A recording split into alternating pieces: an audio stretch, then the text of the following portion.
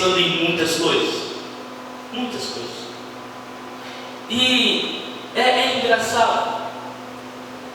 E tem muito a ver com o que eu acabei de falar. É engraçado que só existem dois grupos no meio do povo de Deus. O grupo daqueles que buscam a felicidade em Cristo, e eu descobri esses dias a confraria dos infelizes. Confraria é todo aquele ajuntamento de pessoas em torno de um objetivo, de um ensino, de um costume. Confraria é o grupo dos compadres, ou antigamente se dizia confrades. As pessoas se uniam em torno de alguns assuntos que eram comuns a eles. Há confrarias bizarras no mundo. Se você der um Google, por exemplo, você vai achar a confraria dos que usam bigode torcido para cima. Se você procurar, você vai encontrar a confraria dos que têm umbigo fundo. Umbigo profundo. A pessoa junta aquele monte de gente com aquele barrigão para ver qual é o umbigo mais profundo. Mas também existem confrarias interessantes. Existe a confraria do dízimo, a confraria do dizimista. Não sei se você já ouviu falar nisso. Um grupo de empresários que nem evangélicos são, pertencem a várias denominações, pertencem a vários credos religiosos, e eles se juntam como empresários ao redor da prática do dízimo. Eles são dizimistas, eles fazem o dízimo, ou eles devolvem o dízimo em uma conta bancária central, e num determinado dia do ano, a cada 6 meses, eles pegam todos aqueles recursos, compram ambulâncias, compram equipamentos para creches, compram um bocado de coisa e distribuem simplesmente para as pessoas que necessitam. A confraria dos dizimistas. Mas existe a confraria dos pessimistas, pessoas que se unem para compartilhar com o outro a sua tristeza, a sua desvalência, o seu problema. A confraria dos infelizes. O que é interessante, quando eu comecei a estudar sobre a confraria e a confraria dos infelizes, é que você vai ler o texto, nós vamos ler o texto daqui a pouco. A confraria dos infelizes não diz respeito a pessoas que não conhecem Jesus. O curioso e o mais doloroso para o meu coração durante esses dias que eu estava preparando essa mensagem foi entender que a confraria dos infelizes é um grupo de pessoas que se reúne que se reúne ao redor de assuntos religiosos, de ritos religiosos, de crenças religiosas, de músicas religiosas, e tem a sua fé em Jesus, mas são chamados de a confraria dos infelizes. E o que doeu no meu coração? Eu estava compartilhando isso com a Valdete, com Esdras, durante a semana. O que doeu no meu coração é que esse é um grupo que não é fechado, é um grupo aberto. Ele tem as portas abertas. Todos os dias nós fazemos escolhas, ou para pertencer ao grupo daqueles que vivem na fé e na felicidade de servir a Deus e de se alegrar em Deus, ou a gente se integra em alguma atitude, emoção, palavra, ação ou omissão. A confraria dos infelizes. Bom, vamos para algumas características da confraria dos infelizes. Eu já disse, eles têm em comum a sua fé em Jesus. Um dia, em um determinado momento das suas vidas, eles entregaram o seu coração a Jesus e o receberam como Senhor e Salvador. Bom, isso é fato. ninguém vai desmentir essa situação. Um dia eles entregaram a Jesus o seu coração e o receberam como Senhor e Salvador.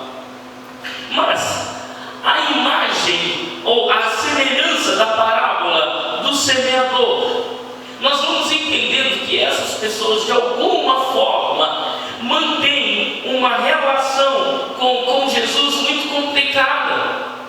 Por quê? Olha o texto.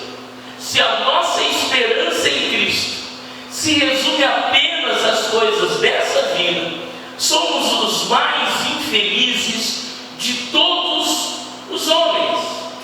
Percebeu que eu falei logo de início?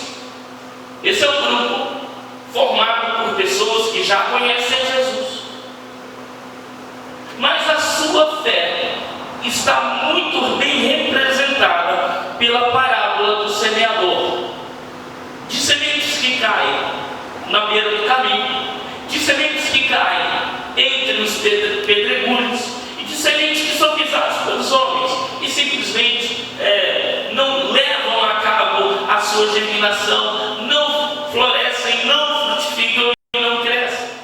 É aquela entre os pedregulhos, mas por causa, diz o texto, dos afãs da vida, por causa dos problemas que ela enfrenta, das tristezas e das lutas, por não ter raiz, diz a palavra, ela acaba secando, murchando e morrendo. Mas um dia, essa semente ou esse coração se entregou a Jesus e começou a desfrutar das delícias do céu, mas de alguma forma concentrou a sua fé nas coisas deste mundo. A confraria dos infelizes. Eu, sinceramente, quando eu comecei a estudar sobre isso, Deus colocou no meu coração: essa não é uma mensagem de carapuça. Eu vou pregar essa mensagem para o Daniel, porque o Daniel está assim, sabe? Deus virou para mim e falou assim: meu filho, quando você entregar essa mensagem, entenda que essa mensagem é primeiro para você. Porque a palavra de Deus diz assim: aquele que pensa está em pé, ou aquele que pensa não está dentro da confraria dos infelizes. Aquele que pensa, por favor, não caia, não escorregue, porque você está simplesmente supondo, presumindo que você está fora dessa situação. Então, o primeiro objetivo não é carapuça. O primeiro objetivo é: eu estou te dizendo que eu ouvi isso de Deus para a minha vida. O segundo objetivo da mensagem da confraria dos infelizes não é te transformar ou nos transformar em policiais da fé. Eu ouvi isso, mas eu vi que o Esdras está fazendo assim, assado. Ele também é dessa confraria, está queimado em nome de Jesus. Eu vi isso e assim, eu acho que fulano, aí a gente joga para o outro. Não, essa mensagem ela tem direção apenas para aquele que ouve, entende e se alerta para não participar dessa confraria. Mas vamos ao texto de Coríntios, capítulo 15. Abra, por favor. Primeira carta de Paulo aos Coríntios, capítulo 15. O texto vai falar, aliás, se a gente pegar a carta de Paulo aos Coríntios, a gente vai entender que Paulo tem uma preocupação tão grande com essa igreja. Essa igreja é formada de gente boa, gente simples, gente apaixonada por Deus, gente apaixonada por Jesus, mas que se deixou influenciar pelo meio em que eles viviam, se deixou vencer pela aparência dos de fora, se deixou vencer pela manifestação do que havia fora e permitiu que o que havia fora da comunidade da fé interferisse no relacionamento, na fé e na motivação deles dentro da igreja. Paulo fala de coisas que ele quer e elogia na igreja de Corinto, mas ele fala também de coisas das quais ele diz: com isso aí, por causa disso, eu não os elogio. Coloca pra gente, por favor, Rafinha, 1 Coríntios capítulo 15.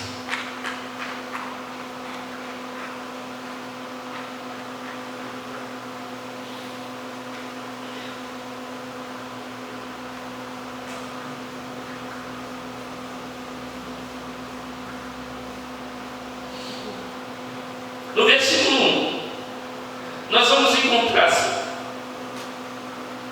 também vos notifico, irmãos, que o evangelho que já vos tenho anunciado, o qual também recebeste, e no qual permaneceis. Preste atenção para quem Paulo está falando. Fala de gente que recebeu o evangelho, fala de gente que de alguma maneira manifestou abertura para esse evangelho, mas também fala de gente que corre o risco de alguma maneira de pertencer à confraria dos infelizes. Verso 2: pelo qual também sois salvos, se retiverdes como tal vos tenho anunciado, se não é que crestes em vão. E ele começa aqui a delinear a abertura, ou a caracterizar, ou a descrever a confraria dos infelizes, já no segundo versículo. Ele fala assim: aqueles que participam da confraria dos infelizes têm uma fé, ou exercem uma fé em vão. Eles têm muito conhecimento, eles têm muita coisa de Deus, mas isso não lhes torna pessoas operantes na vida. Eles acabam tendo uma manifestação de vida vazia, desconectada daquilo que eles creem no evangelho. Verso 3: porque primeiramente vos entreguei o que também recebi, que Cristo morreu por nossos pecados segundo as Escrituras. Verso 4: foi sepultado, ressuscitou ao terceiro dia segundo as Escrituras. A partir daqui ele começa a dizer que só tem uma maneira da gente se livrar da confraria dos infelizes. Só uma. Qual é? Crendo e vivenciando a experiência da fé na ressurreição de Cristo Jesus. Gente, ou a gente volta a crer que Jesus Cristo ressuscitou dentre os mortos para autenticar toda a obra de Deus, da salvação, da transformação, da regeneração, ou a gente é só um clube chamado a confraria dos infelizes. É isso que Paulo está dizendo. Verso 5: e que foi visto por Cefas e depois pelos 12, depois foi visto uma vez mais por 500 irmãos, dos quais vive ainda a maior parte, mas alguns já se foram. Depois disso, visto por Tiago e por todos os apóstolos, e por derradeiro, por todos, de todos, me apareceu também a mim, como nascido fora de tempo. Ele usa algo que a gente pode descrever como o testemunho social, a prova social. A ressurreição não é um fato inventado, não é um caso inventado, mas é um fato presenciado por inúmeras pessoas. Inúmeras pessoas. E por fim ele fala: apareceu para mim também. Apareceu para mim. Ele dá uma lista de pessoas confiáveis, ele dá uma lista de um número infindável de pessoas que permaneceram, que tiveram a experiência de ver Jesus Cristo ressuscitado, e fala: a mim também ele apareceu. Verso 10, verso 9, por favor. Porque eu sou o menor dos apóstolos, que não sou digno de ser chamado apóstolo, pois persegui a igreja de Deus, mas pela graça de Deus sou o que sou, e a graça para comigo não foi vã. Antes trabalhei muito mais do que todos eles. Todavia não eu, mas a graça de Deus que está comigo. Então, ou seja eu, ou sejam eles, assim pregamos e assim haveis crido. Eu começo a entender que a confraria dos infelizes não há lugar para o conceito e o conhecimento da graça. Deixa eu tentar explicar isso. A confraria dos infelizes só é essa confraria, e só se juntam para uma manifestação de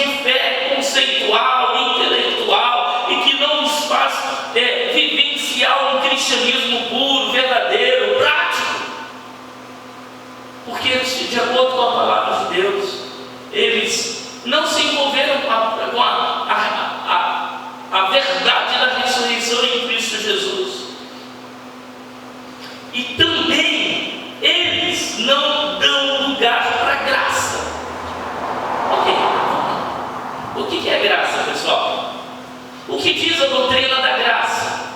A graça é um favor que a gente não merece. O que faz a confraria dos infelizes ser o que é? Não há lugar para graça, há lugar para o mérito. Eu mereço, ou simplesmente eu não mereço passar por isso.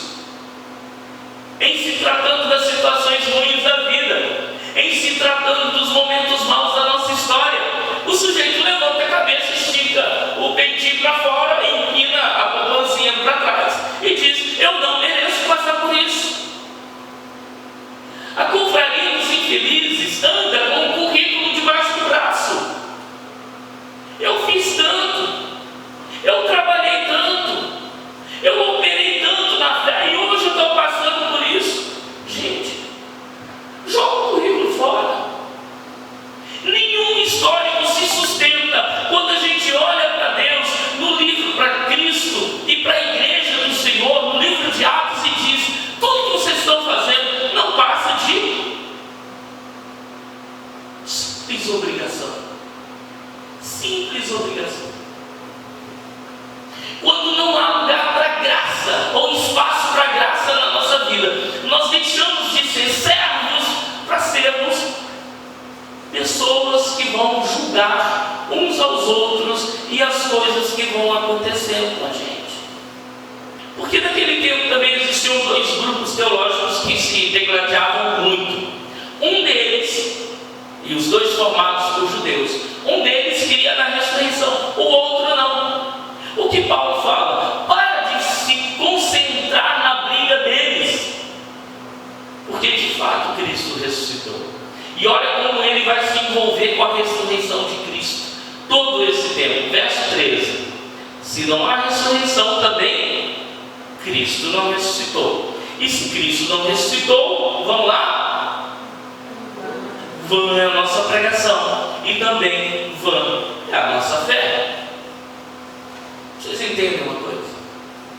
Vocês começaram a descrever, a entender qual é a descrição que Paulo faz da confraria dos infelizes? Por que eles têm uma fé vazia? Por que eles têm uma fé dissociada, uma prática dissociada da fé na ressurreição de Cristo? Cristo ressuscitou, e isso tem que nos fazer acordar todo dia para pregar o Evangelho a toda criatura. Cristo ressuscitou. Isso tem que fazer com que todo dia eu reconheça cada um dos irmãos como gerados e regenerados pela graça em Cristo Jesus e pelo Espírito Santo. Se Cristo ressuscitou, isso me obriga a entender que eu sou fruto da graça de Deus e que não tem merecimento nenhum. E não estou aqui para exigir qualquer que seja o benefício diante de Deus.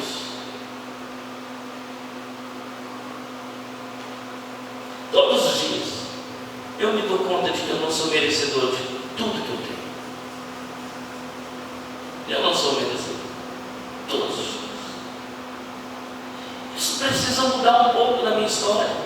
Se eu não sou merecedor, então eu tenho que batalhar na fé e pela fé, e viver uma vida de gratidão, de maneira que Deus se agrade de mim todos os dias.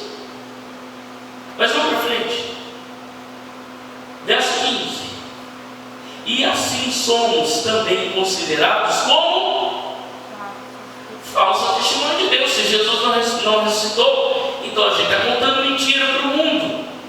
Pois testificamos de Deus que Cristo ressuscitou, ao qual, porém, não ressuscitou, se na verdade os mortos não ressuscitam. Porque se os mortos não ressuscitam, também Cristo não ressuscitou. E o curioso é que Paulo fala que ele é judeu de judeus. Você já ouviu Paulo falando sobre isso, já? E se ele pegar a história do povo judeu e a história dos profetas, os profetas também tiveram experiência de ressurreição de mortos. Um se deitou sobre um menino, e eles. O outro profetizou sobre um vasto vale de ossos secos, e todos eles ressuscitaram. E outras situações de ressurreição na palavra de Deus no Antigo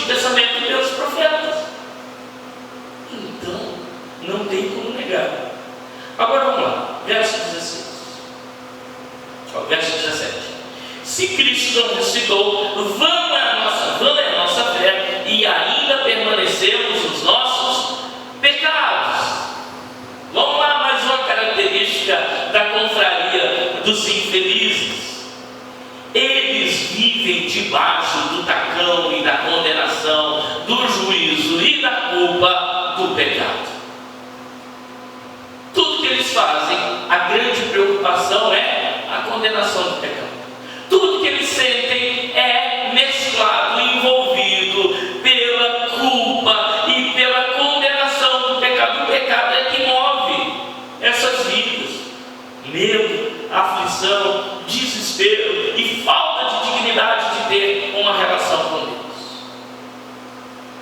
Verso 18. Também os que dormiram em Cristo estão perdidos. Isso é, se Cristo não ressuscitou. Mas vamos ao verso 19, que é o verso da nossa mensagem, do nosso tempo. Se esperamos em Cristo só nesta vida, nós somos os mais infelizes de todos os homens. Infelizmente, para muitos se pode dizer: bem-vindo à confraria dos infelizes. Eles não creem na ressurreição, também não faz diferença nenhuma Jesus Cristo ter ressuscitado. Porque eles continuam com o currículo debaixo do braço, eles continuam esfregando na cara de Deus, dos anjos da Trindade, o seu potencial. Eles continuam afirmando que eles não são merecedores do sofrimento que eles estão passando. Eles continuam não encarando o outro como também regenerado pela mesma graça e lavado pelo mesmo sangue. Não há lugar para sentimentos de simpatia e de empatia. Há lugar apenas para o eu e não para nós. Como fugir? E como não participar da confraria dos infelizes? Porque seria muito fácil, né? Chegar aqui e apontar o dedo, falar da confraria dos infelizes e falar: como é que a gente vai fugir dessa confraria? Verso 20. Só tem uma forma. Mas de fato Cristo ressuscitou e Ele foi feito primícia dos que dormem. O que eu tenho que fazer então? Volte a crer na ressurreição de Cristo Jesus. Houve um amém? Amém. Talvez você não entendeu. Só participa da confraria dos infelizes aqueles que esqueceram que Jesus ressuscitou. Por quê? Como eles esqueceram que Jesus ressuscitou, e isso não faz diferença nas suas vidas, eles vivem uma manifestação de fé dissociada dessa verdade. Então, o outro com quem ele serve na confraria é apenas o outro, e ele pode ser até inimigo dentro do mesmo contexto.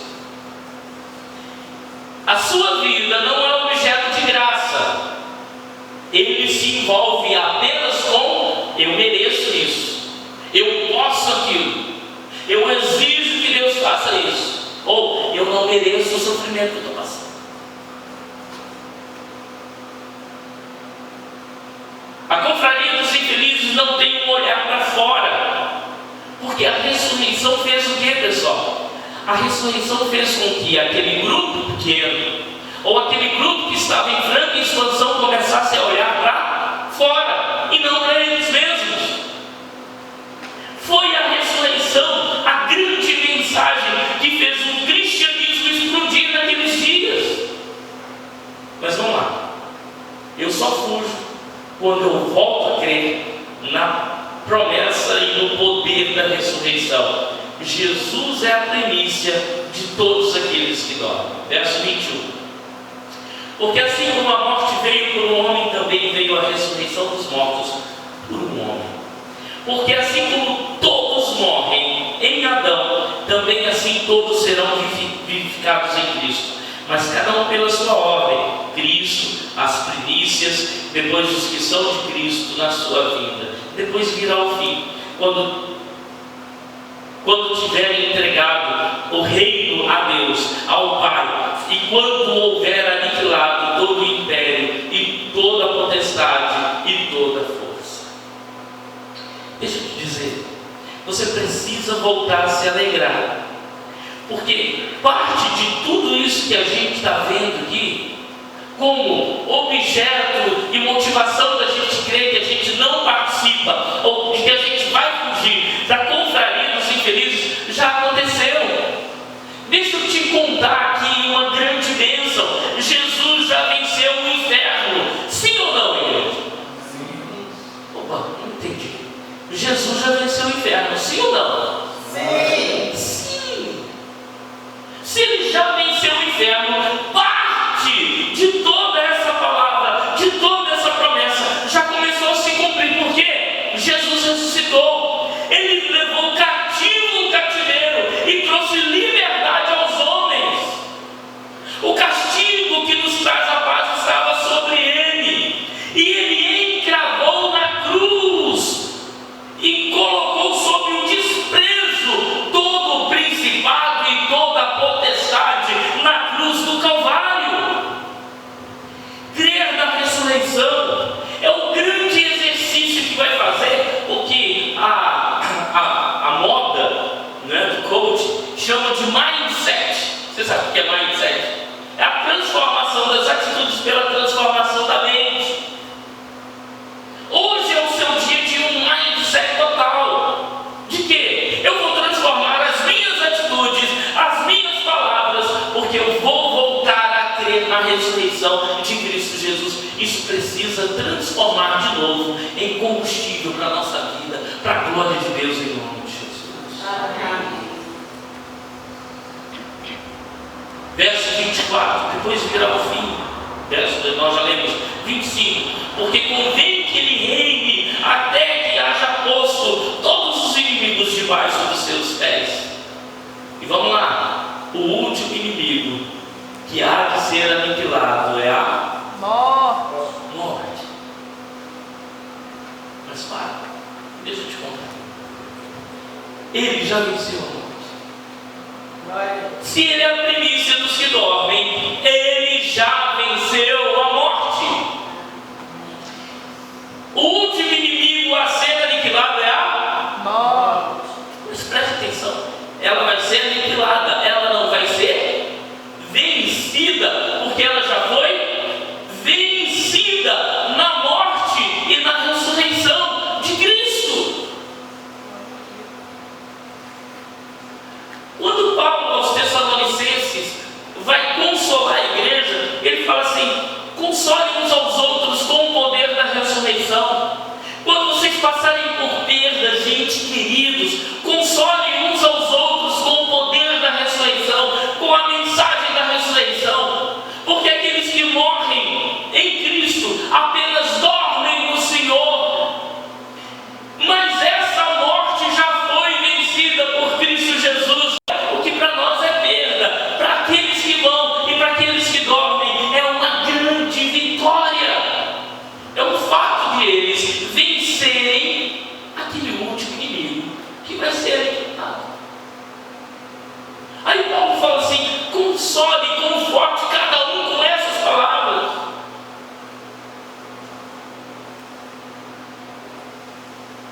Se a gente for caminhando no capítulo 15, eu quero te levar ao versículo de número 53. Perdão, ao versículo de número 51. Olha só: eis aqui vos digo um mistério. Na verdade, nem todos dormiremos, mas todos seremos transformados. Não sei se você pegou aqui a visão.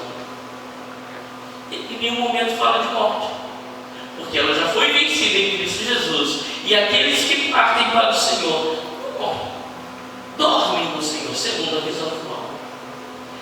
Mas espere para você entender isso aqui de uma forma mais profunda. No momento, num abrir e fechar de olhos, ante a última trombeta, porque a trombeta soará e os mortos ressuscitarão como?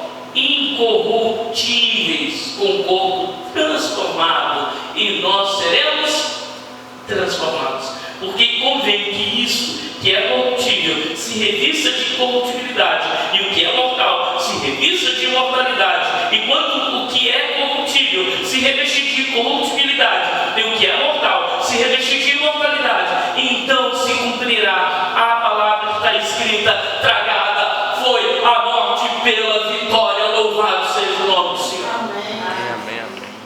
Ou isso nos tira da confraria dos infelizes, ou a gente vai continuar dormindo entre os que dormem, entre os mortos.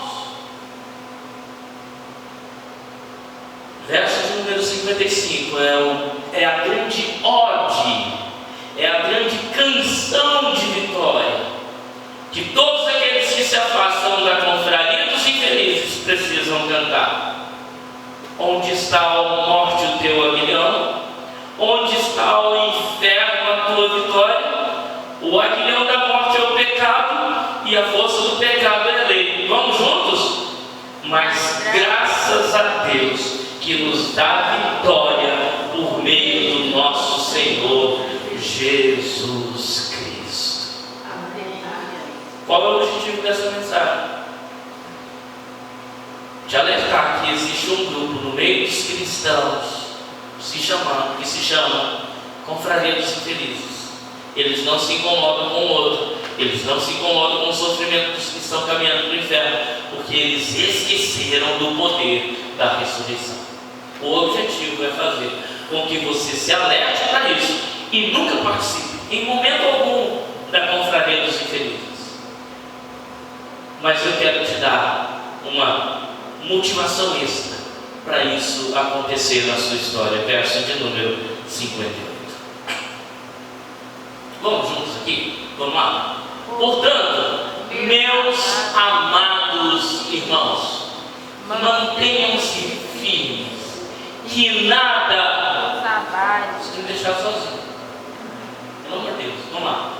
Portanto, meus amados irmãos, mantenham-se firmes, que nada os abale, sejam dedicados à obra do Senhor, pois vocês sabem que no Senhor o trabalho de vocês não será currículo jogado fora, histórico jogado fora, e a renovação de ministérios, a renovação, como eu disse ontem na casa do irmão Antônio, renovação de espada, renovação de pá, renovação de enxada, renovação de martelo e machado, para a honra e glória do Senhor, em nome do Senhor Jesus. Amém. Hoje fugimos de toda a aparência da confraria dos infelizes. Amém. Curioso, só para a gente terminar, é que a confraria dos infelizes não é um lugar para a cruz. Mas o tempo todo, a palavra diz nas bem-aventuranças.